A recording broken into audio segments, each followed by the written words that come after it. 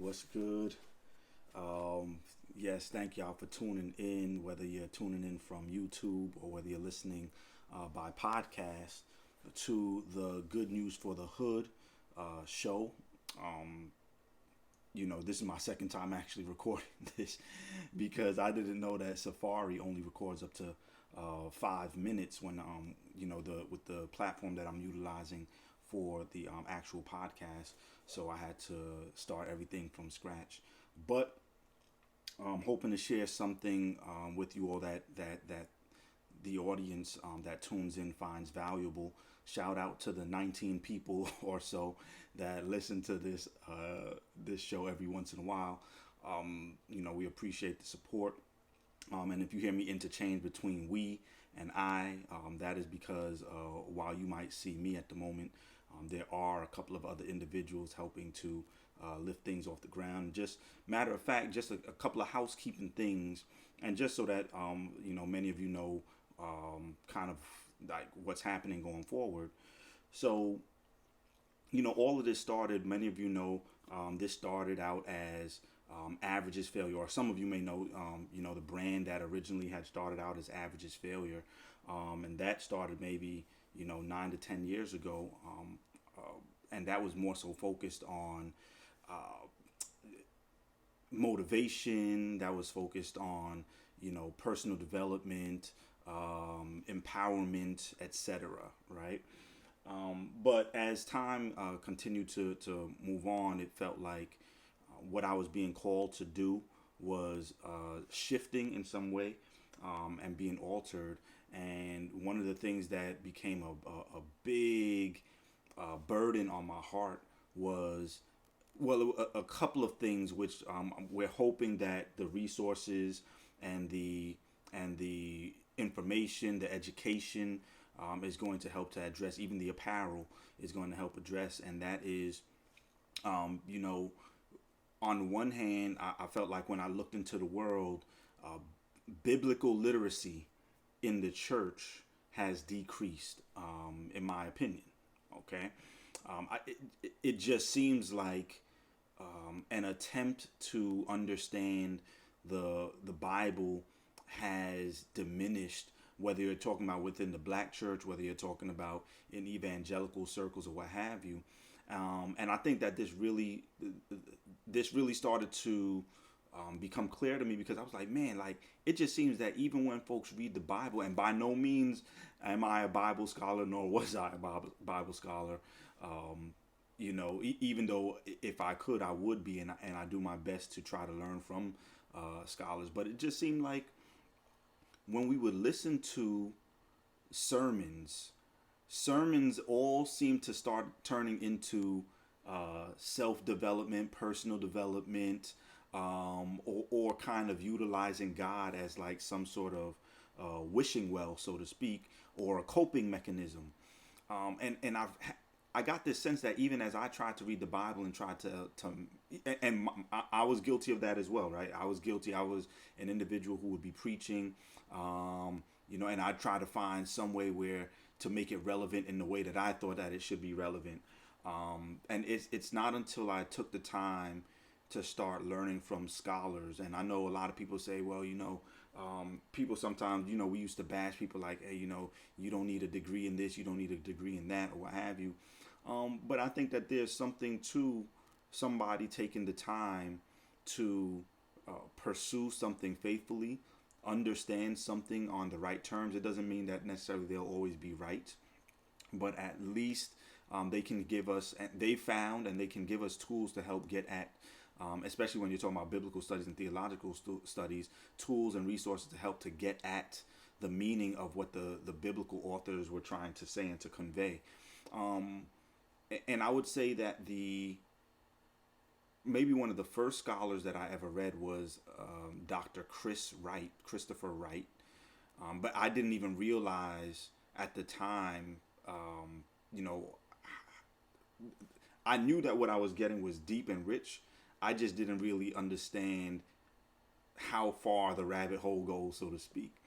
And it's not until I've discovered the Bible Project that really I started to, gain some clarity and really started to value um, not just trying to read the Bible as a book, to tell me what to do today, but more so understanding the Bible as a narrative, and most importantly, I would say understanding the Bible on its own terms. And there's a lot of complexity in that statement. There's a lot of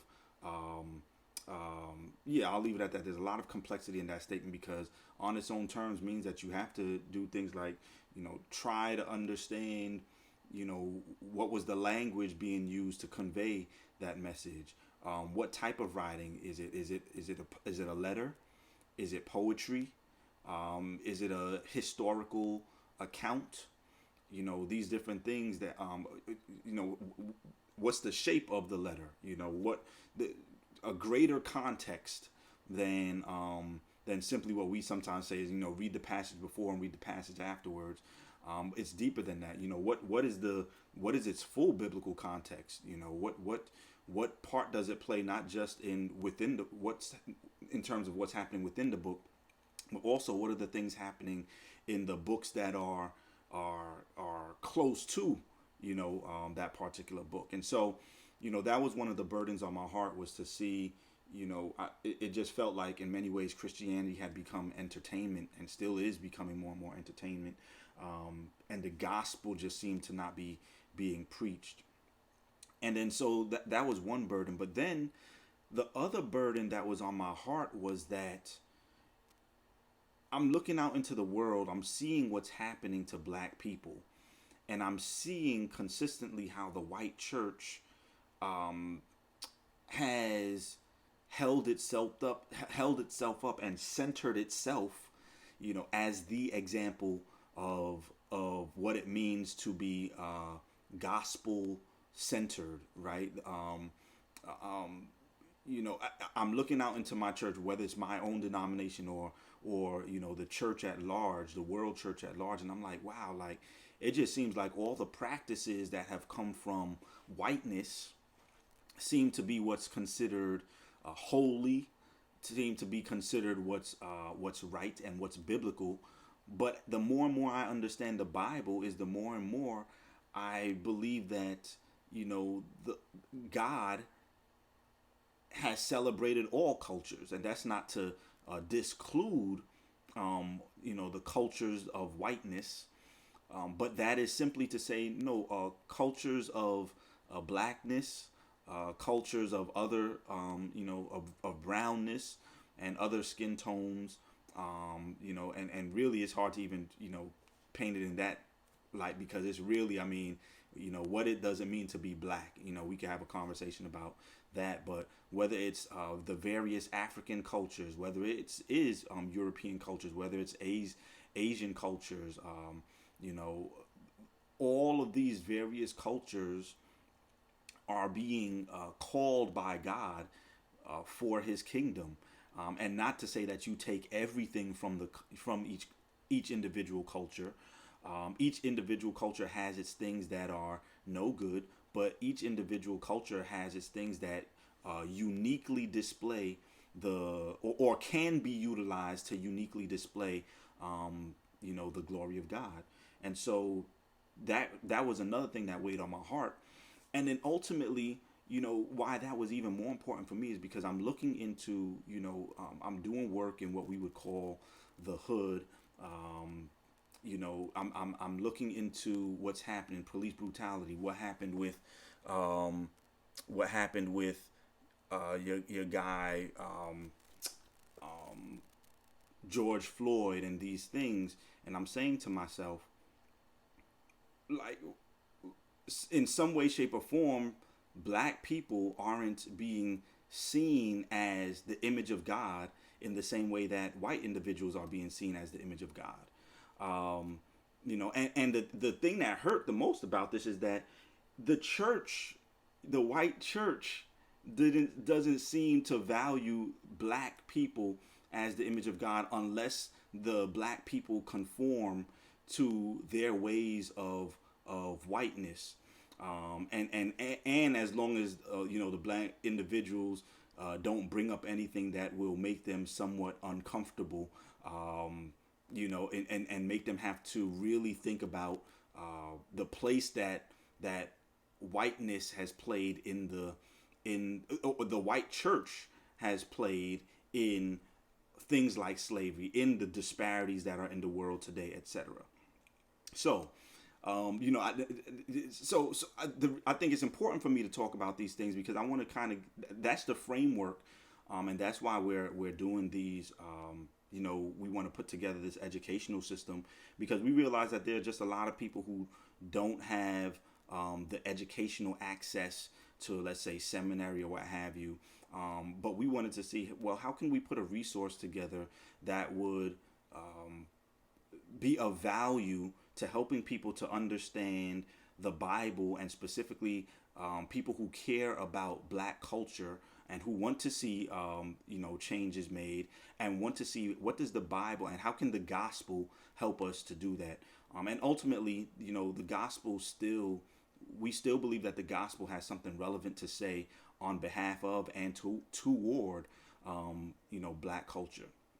So anyway, you know, that's just a quick synopsis of what we're doing here. But what I wanted to talk about today for just a little bit is, you know, Daniel. I've been studying Daniel, and so I figured, you know, why not just jump right in and just see what can we tease out of Daniel. And again, the reason why I'm doing this is because I think it's very easy for a lot of us to simply, you know, talk about and the things that we've always talked about, you know, and turn Daniel and turn these books of the Bible into a self-help or into a motivational, you know, resource.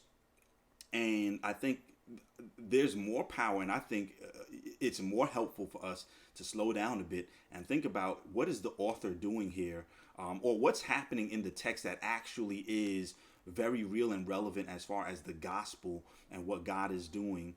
And how does that make sense for those of us within a Black context or a Black adjacent context, you know, who interact and engage with Black culture? And so, what, you know, I think probably the best thing for us to do is just to read real quick a couple of verses from Daniel chapter 1, because I'm telling you, there's some fire stuff in here, all right? So why don't we just start, read a little bit of Daniel chapter 1, and then I just want to point out a couple of things that stood out to me within that chapter, and then, you know, we'll revisit it again when it is time for on the next episode, okay? So, okay, let's start. Let's read it. In the third year of the reign, this is Daniel chapter 1, verse 1. In the third year of the reign of Jehoiakim, king of Judah, Nebuchadnezzar, king of Babylon, came to Jerusalem and besieged it.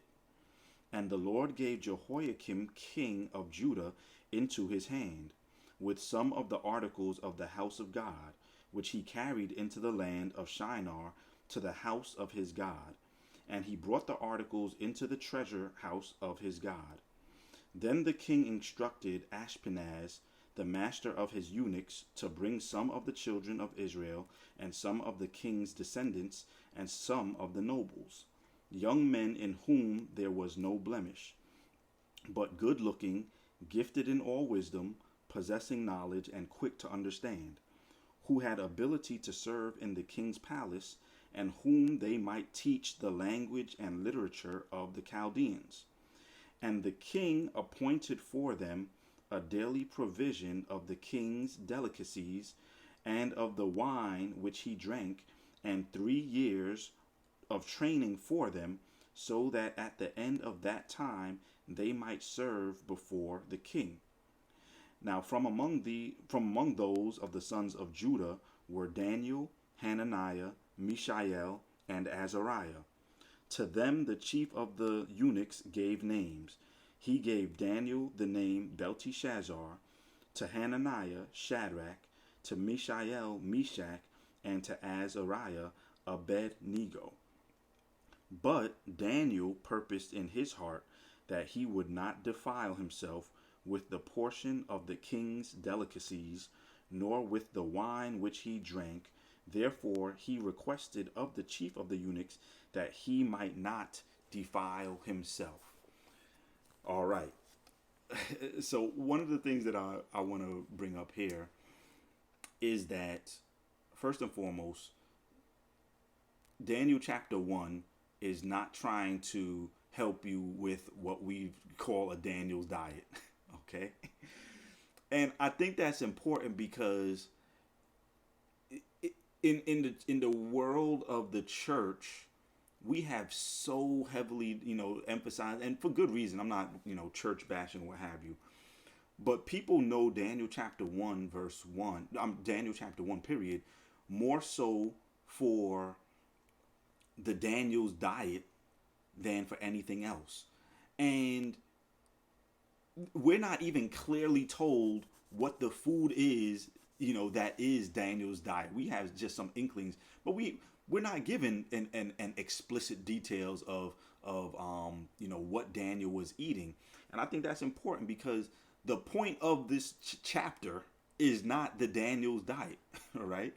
That's not the main thing that that Christians should understand from this. And I think it's important for us to really deal with what the text is trying to deal with. All right.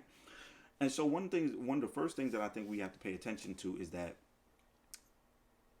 if we're paying attention, we can see, and I hope that for Black culture, for individuals who are Black, the Black church, my hope is that we would see, number one, that that Daniel is a character that can identify with the plight of Black people. Okay, if you pay attention to the story, okay, and again, you all know Daniel in the lion's den and all these different things, and Daniel helping with dream interpretation and stuff like that. Yes, all well and good, but you have to first understand that Daniel is a captured exile. Okay, another nation, Babylon, came, took Daniel and captured Daniel, his friends, and this story is about them, so it's concentrated on them. But they captured probably thousands and hundreds of thousands of people from Israel and brought them over to Babylon. Okay, they had been what we could call Daniel and his friends. Daniel is the disinherited. If any of you have read the book by Howard Thurman, which he wrote, I believe, back in the 1940s, called Jesus and the Disinherited, where he's talking about how Jesus and how Jesus relates to those who have been dispossessed, in many ways of their land, their home, whether we're talking about Black individuals, whether we're talking about Native American individuals. All right. And it's not just the dispossession that has happened in terms of them physically, but the dispossession of their identities in many ways, right? Their identities as images of God have been dispossessed of. And yet here we see that there's a character, okay, in the Bible, one of many characters in the Bible, who, when we look at them, look at their story, we should automatically think to ourselves like, wow, Daniel can identify with those who have been and this is why I think this is important as well. Like, let me add this. The word unjust comes to mind, right? Because if you pay attention to the type of man that Daniel is and the type of men that his friends are, whereas there are certainly some individuals who deserved, all right, biblically speaking, right? These individuals were acting up, they were acting out of order, they were supposed to be following God, and yet they were being disrespectful to God, and God had already warned them about what would happen, okay? And so they suffered the consequences of that. But the challenge and the difficult part of that is, because of the action of others, Daniel and his friends, who were righteous men, also suffered and were unjustly taken into captivity as well. All right. And yet, even within that captivity, it still says that when we get to verse 8, that Daniel purposed in his heart that he would not defile himself with the portion of the king's, some versions say delicacies, some versions say the king's meat, ultimately the king's food. All right. And I think that that's important for us to understand, is that, as we continue to learn different things that we can glean from the book of Daniel, one of those things is going to be, one of the things that we have to wrestle with is, like Daniel, even when we find ourselves when we find ourselves disinherited, right? We as a Black people in the especially in the Americas, but worldwide, have been disinherited. Even those black individuals who got to stay on the continent of Africa, they have in many ways been dispossessed of the resources that should afford that continent, that they should be able to benefit from the continent. White peoples have kind of dispossessed them of the right to even their own many of their own resources. Okay, and so again, Daniel, the Bible deals with things like this, and I'm not trying to say that the Bible wrote this specifically so that we could talk about it in Black culture. No, the Bible talks about this because, and the author's talking about this because this is something that this is just the way that it went down. But also ultimately, it's painting a picture that this is what unfortunately mankind does.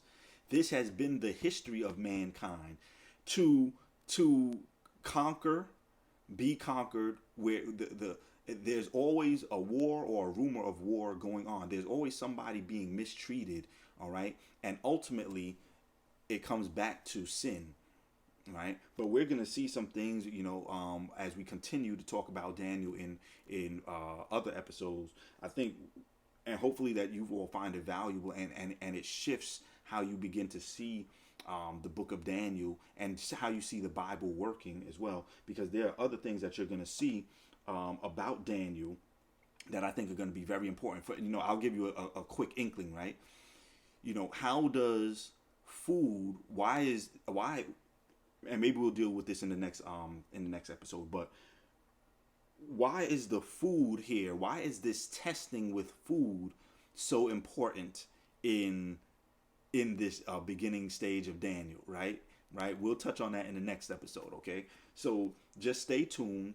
I hope that you all even found for even just that small point that we just talked about, just the fact that here we have one of the main characters in the Bible who their situation and the way we're introduced to them is very similar to the history that we all have as Black people here in America. And I hope that that even just that alone gives you encouragement that God still sees you, that God still cares about you. He cares about the journey that you're on. He cares about Black people as a whole. He cares about everybody in this world as a whole. But He has not forgotten about Black people. And hopefully this good news for the hood will be one of those things that can help us to really rediscover our identities as images of God, alongside and equal to how God has created various colors of His image throughout the world, and to all show various aspects of His beauty. So I'm going to end it here. Just a couple of things that you all could do to that would be helpful. And again, just so that you know what's coming up again, we are working on even an apparel line. Average is Failure. When it was Average is Failure, we had created some apparel that touched on motivational concepts, but we wanted to create some apparel now that's going to allow you to in essence preach before you speak, is what we've been calling it, and that really talks about messaging that we believe in, but also that pays homage to Black culture. And so please, if this has been valuable to you, please subscribe. If you're listening to this on a podcast, if YouTube, subscribe. If you're on a podcast, please definitely hit give a rating. Be honest about whatever you think the rating is, and feel free to leave a comment in the comment section, so that we can turn this into more of a conversation and a dialogue. You can find us on Instagram as well, at Good News for the Hood.